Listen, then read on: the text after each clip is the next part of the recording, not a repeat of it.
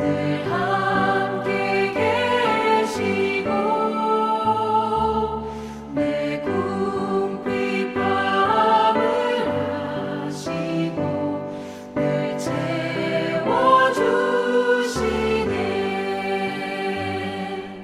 주님을 찬송하면서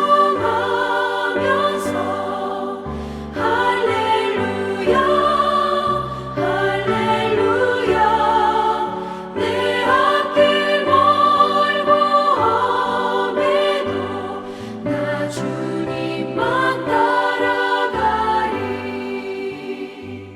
내 주와 맺은 언약은 영불변하시니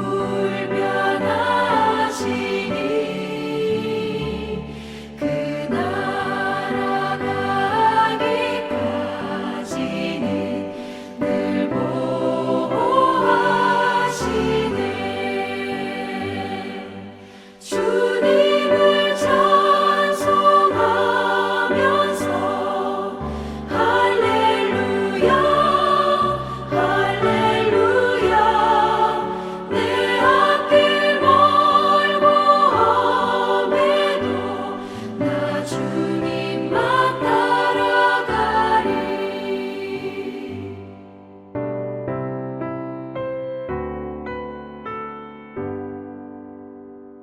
같이 성령도 우리의 연약함을 도우시나니 우리는 마땅히 기도할 바를 알지 못하나 오직 성령이 말할 수 없는 탄식으로 우리를 위하여 친히 간구하시느니라. 마음을 살피시는 이가 성령의 생각을 아시나니 이는 성령이 하나님의 뜻대로 성도를 위하여 간구하심이니라. 우리가 알거니와 하나님을 사랑하는 자 곧 그의 뜻대로 부르심을 입은 자들에게는 모든 것이 합력하여 선을 이루느니라. 하나님이 미리 아신 자들을 또한 그 아들의 형상을 본받게 하기 위하여 미리 정하셨으니 이는 그로 많은 형제 중에서 맏아들이 되게 하려 하심이니라.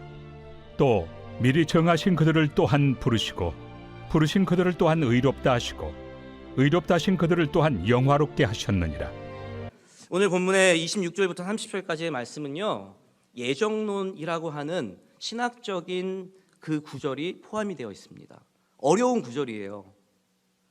18절부터 오늘 읽진 않았지만 25절까지는 성도들의 탄식과 고통을 언급하고 있고, 그리고 26절부터 30절까지는 그러한 성도들의 탄식과 고통이 있지만 그럼에도 반드시 이루어질 하나님의 영화로운 삶이 우리에게 찾아올 것이다 라고 말씀하고 있다는 것입니다.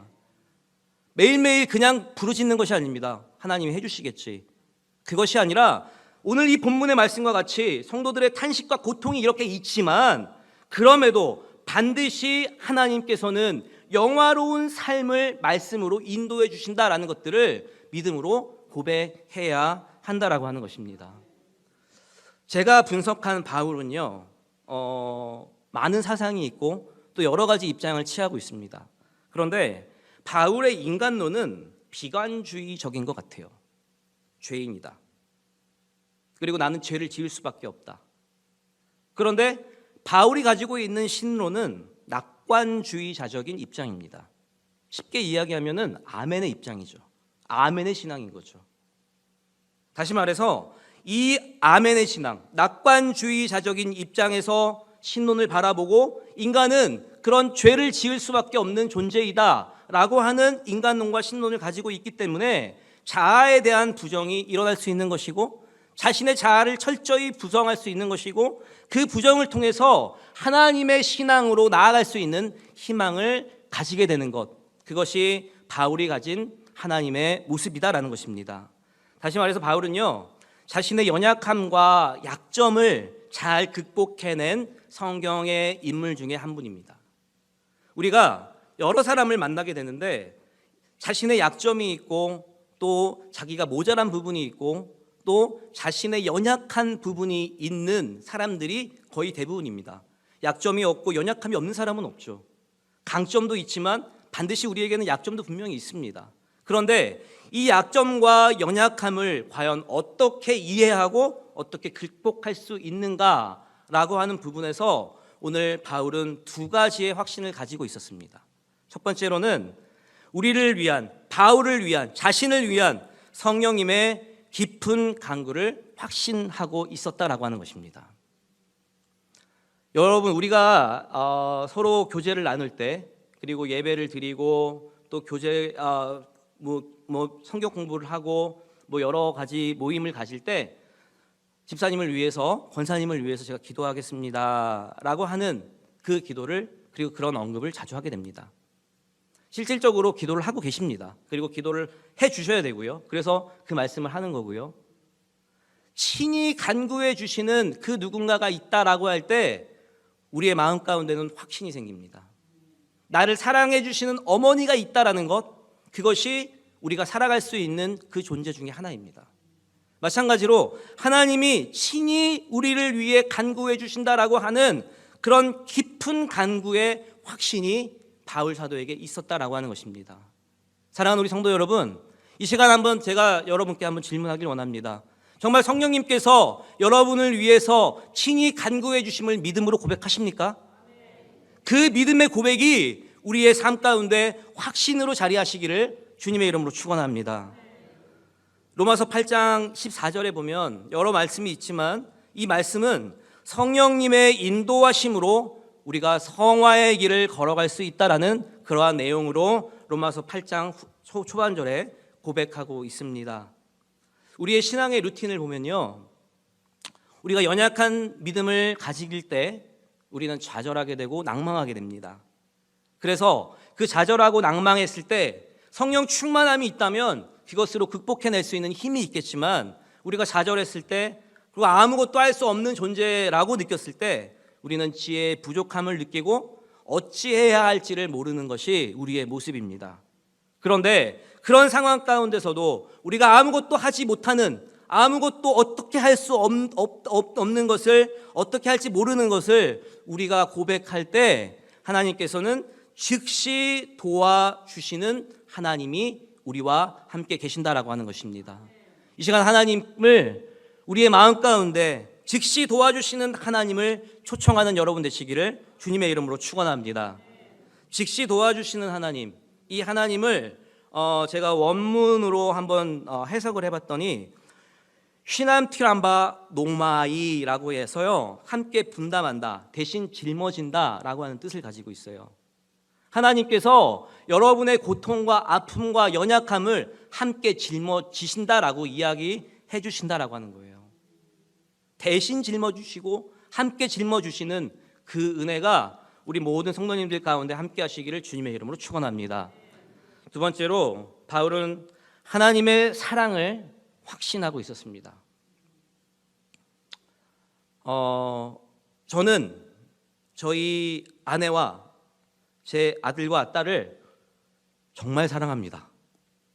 마찬가지로 우리 성도님들도 가족들을 사랑하시고, 그리고 그 사랑을 자녀들이 알고 그 사랑 때문에 어려워도 이길 수 있는 힘을 가진다고 저는 믿습니다.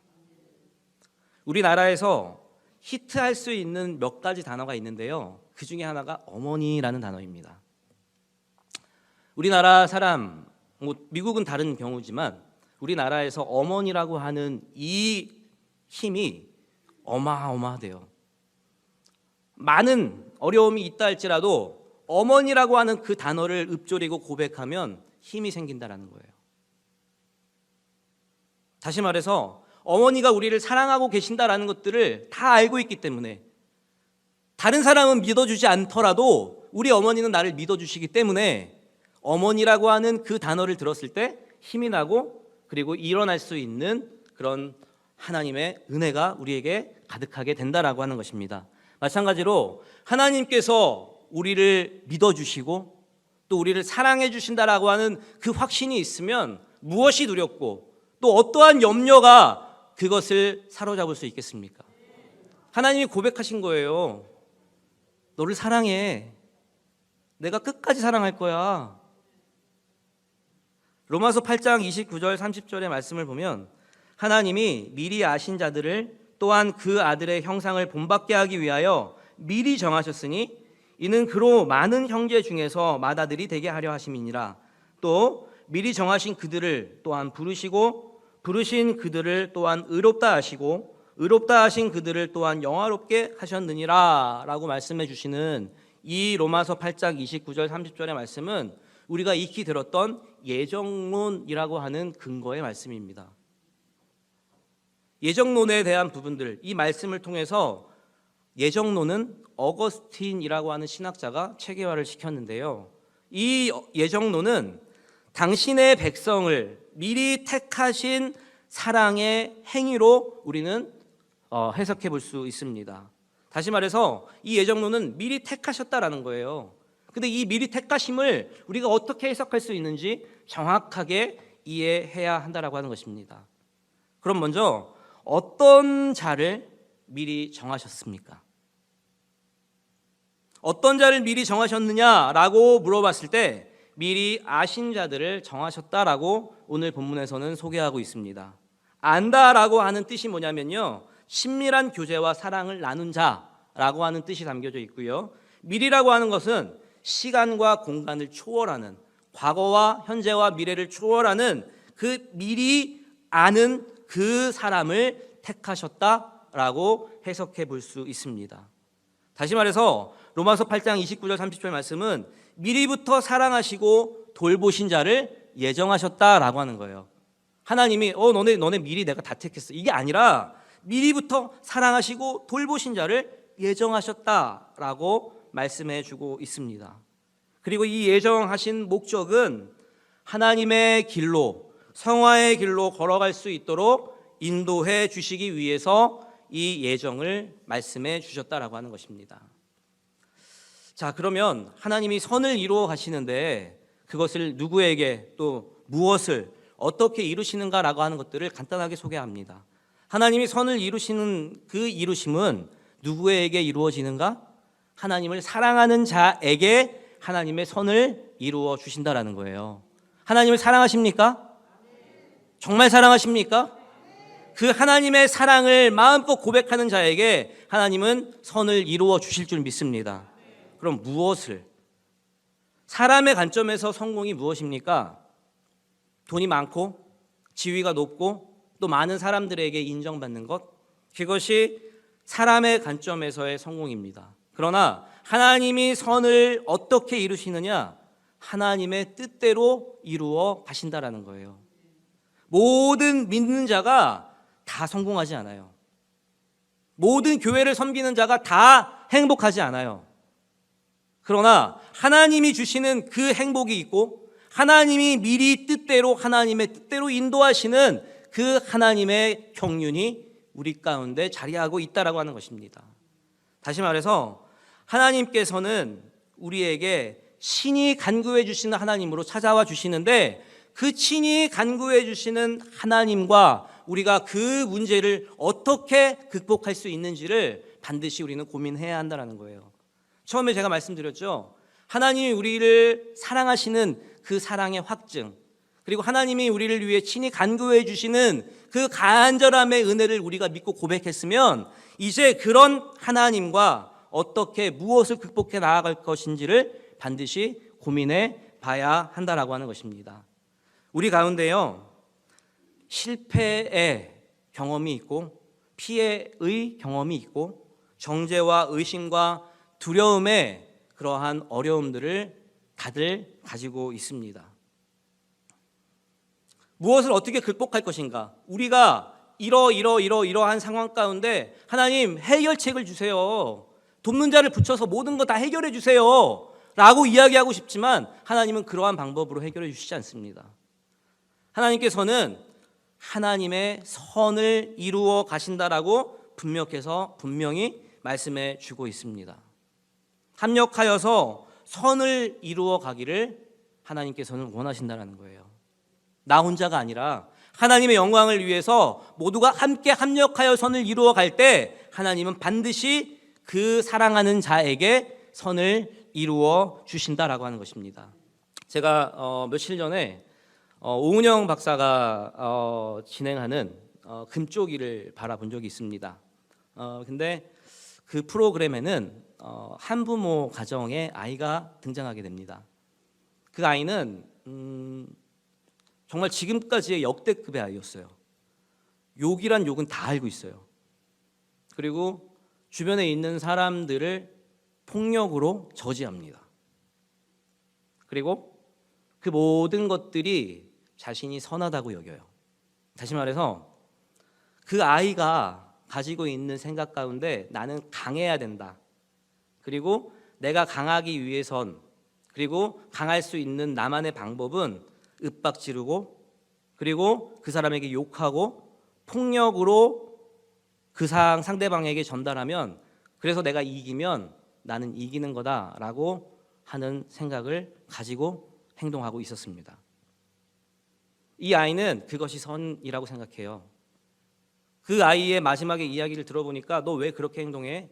라고 하니까 참 마음 아픈 이야기지만 엄마가 아빠가 없기 때문에, 엄마 옆에 아빠가 없기 때문에 자신이 아빠가 돼주기 위해서 힘을 길러야 된다라고 생각을 했고, 그 방법이 폭력과 욕과 그리고 우리가 생각하지 못하는 그러한 방법이 힘이라고 생각했던 거예요. 가만히 보면서요, 그 아이가 어떻게 행동하는지를 저도 분석을 했습니다. 자신이 잘못한 것도 알고 있고요, 이 방법이 잘못된 것도 알고 있어요. 그런데 잘못됐다라고 고백하는 용기가 없더라고요.